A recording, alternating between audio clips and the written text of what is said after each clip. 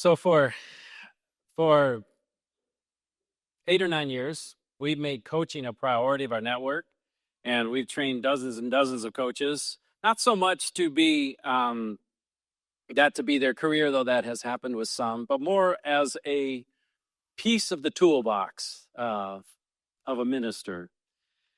But more recently, we've recalibrated our coaching approach, and we put coaching into a number of different gateways. As you're approaching ordination, we assign a coach. As you're in a transition to maybe a new church or transiting out of a relationship or a ministry position, we add coaches. We have coaching as part of our church planning process. We have coaching as part of our restoration process. We really feel strongly about this element, and we have some really gifted leaders in Dr.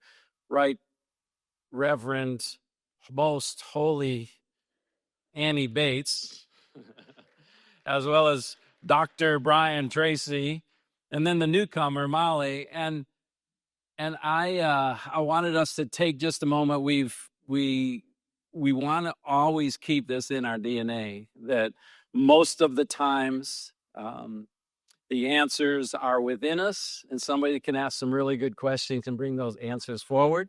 Many of you know when I was elected to superintendent, I hired a coach, an organizational coach, through the first several years, and it really transformed how. I remember my very first session, I said, I have this smorgasbord of ideas that I think need to happen. How do I line them up and begin to execute them? And over the next several years, that particular coach was significant in helping me. I am a great advocate for this to be a part of all our lives. And I would just say the one thing, and I believe this is a Brian Tracy word into my life, is that, we think about, oh no, we got to get coaching because we're in a difficult thing. But if you look at whether it's golf or whether it's football or whatever, in your earliest stages of a sport, usually you have one coach and a whole team.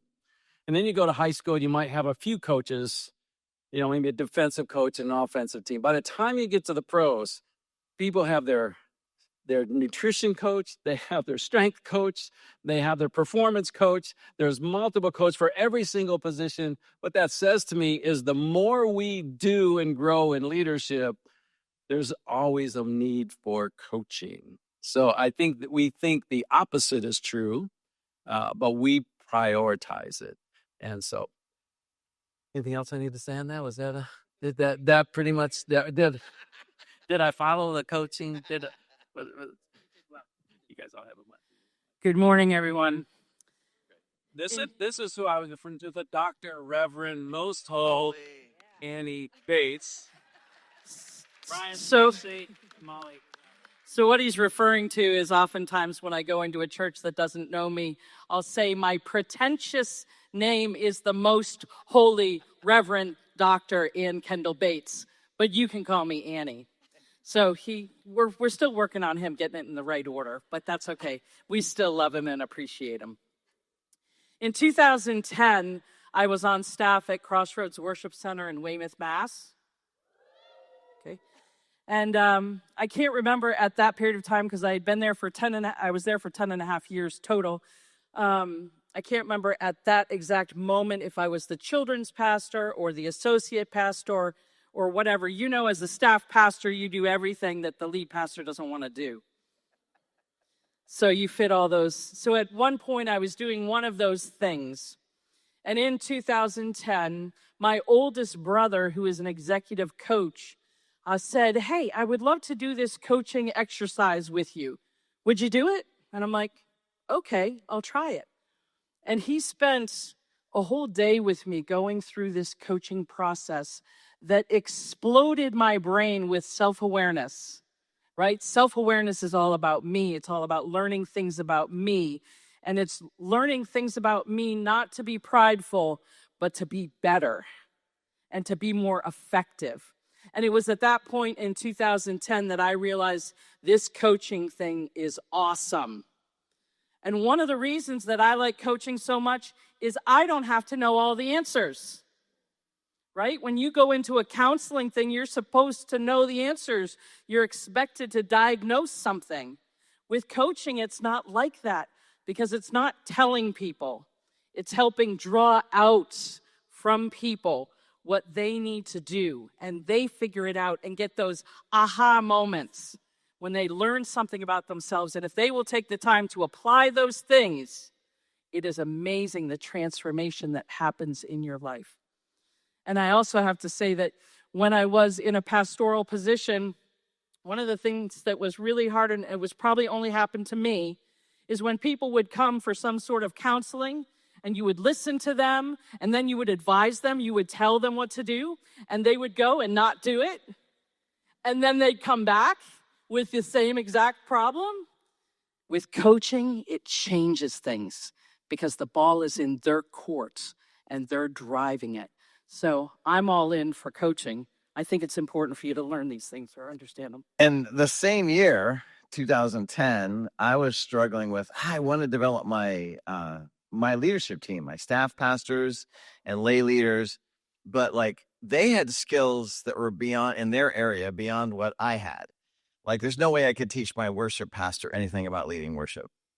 My youth pastor had done way more youth ministry than I ever had, but I wanted to develop them. How do I do that? And that was kind of the question I was struggling with when I had a conversation with a coach at General Council that year.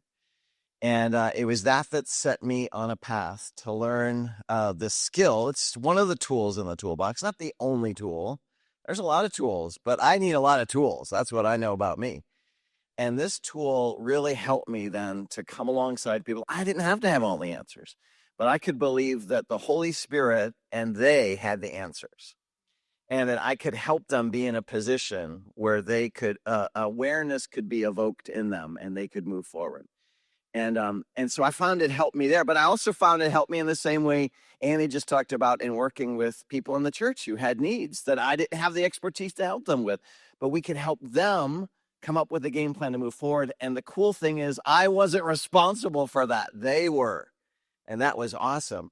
I also found it helped me as a parent because my oldest son was in his early 20s and, moving into adulthood himself. And I started to use coaching with him to help him own his own life, make his own decisions and make his own game plan. And I remember the first time I coached him, it was, one of these, oh, great, what's dad going to do now? And then I remember 2 weeks later, Colin came back to me and said, Dad, remember that coaching thing you did with me? Could we do that again? Because I have something else I need to think about. And I realized, wow, this thing is really powerful. And we're just excited because now we're in a great opportunity to offer to train you guys in doing it yourself. I was first exposed to coaching through the district's cohort for the Network of Women Ministers. And I am an under 40 minister. I've been through different transitions, both professionally and personally. And it was really when I engaged in coaching that I realized that there were things that I was holding on to that were keeping me from moving forward, whether it was a mindset that I had owned and created that was actually inhibiting me from moving forward in confidence, whether it was a transition that we all know there's joys and there's difficult things in transition that I never really understood the impact that had both on me personally and being able to engage fully in what God had for me. So I've seen that coaching has added such confidence to my call, confidence in knowing who I am and how God has created me and gifted me as a leader. And I've worked through coaching some both mindset shifts, but also experiences that were keeping me from being fully empowered to do what God was calling me to do. So we're here to share this, like what it's done for us. But I also have to say that as Nick said, we've kind of revamped, we've analyzed it, we've tweaked it, we've changed it, we've made it even better, the coaching through the network. And we've gotten to offer a certification for coaching. It's the CCLC, the Certified Christian Leadership Coach. And Molly has received her CCLC, as well as 3 other credential holders that couldn't be here today. Anders Eliasson, Paul Allen, and Ashley Reardon. So we are starting to grow a bench of coaches here. And part of it is so that we can help any of you that want to coach. Come alongside you. Be a thought partner. Don't think of coach like we're going to yell at you. We're not going to do that. We're not going to stand on the sidelines going, hey, you missed the play. We're not going to do that. But we want to come alongside you and help you. There was a pastor that had said to me, well, see, here's the thing. I don't want to hire a coach because I can ask myself questions. True, you can. And good luck with that. Because I don't know about you, I ask myself the questions, but I have no accountability. I haven't thought it through. I don't have a strategy or a process to be able to work that out. It has helped me to have a coach come alongside and help me work those things through. So I encourage you, if you've never tried coaching, try it. You might like it. So I think the thing that in the revamping that like puts us in a better spot today is we have specific places, as Nick shared with us, that we're using it in the network. So we're using it internally to help our own leaders get better. And those are kind of expanding places. So like if you're wondering, well, who would I coach? We have people in the network we could give to you to help you do that. And we want to make sure you're equipped to do that. So that's really cool.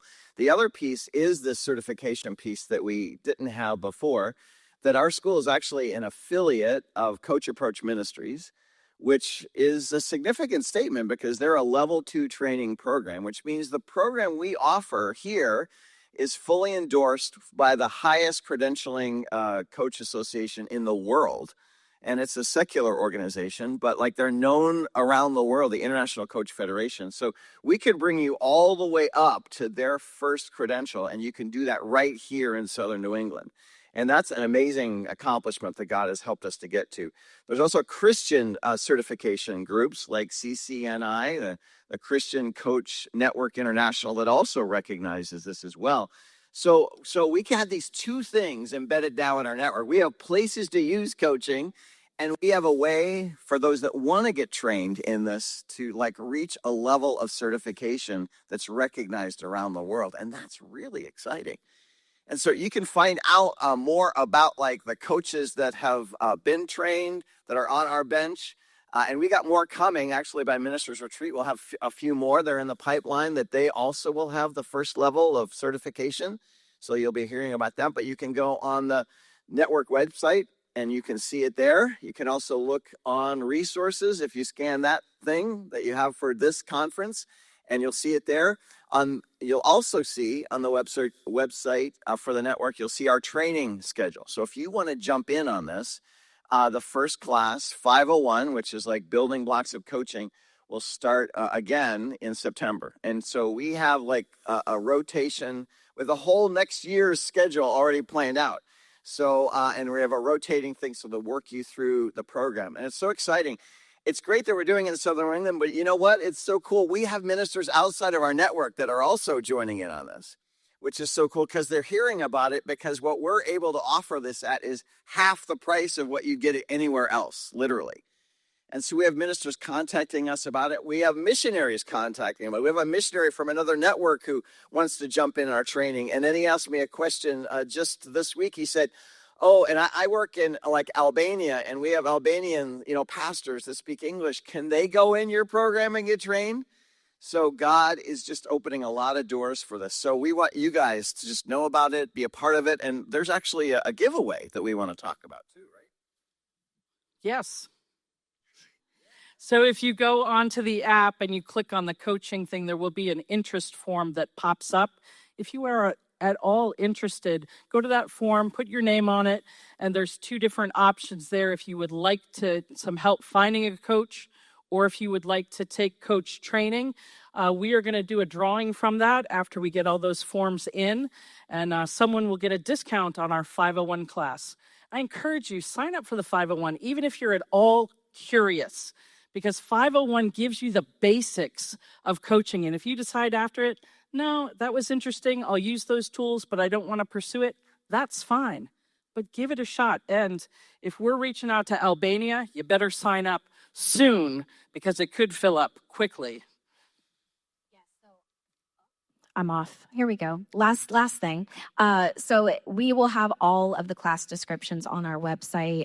If you're looking to take one of our elective coaching classes, all of that will be listed on the website too. But I've just gone through the classes myself, and as I mentioned, we're just certified. And I was in class with Chi Alpha leaders. I was in class with pastors. I was in class with stay-at-home moms. I was in class with a whole bunch of different people. So I don't want you to sit in this room and think, well, I'm not on staff at a church, so I don't need to be a coach or receive coaching. Coaching is a tool for everyone. If you feel stuck, if you feel like you're going through a transition, if you want to add another way to minister to the people that God has entrusted to you, coaching is a path. And so we want to provide this as a resource to you. And I don't want you to count yourself out because you think it's just for a niche of people, because anyone can be coached and can coach. So I think that's everything. Thanks, guys.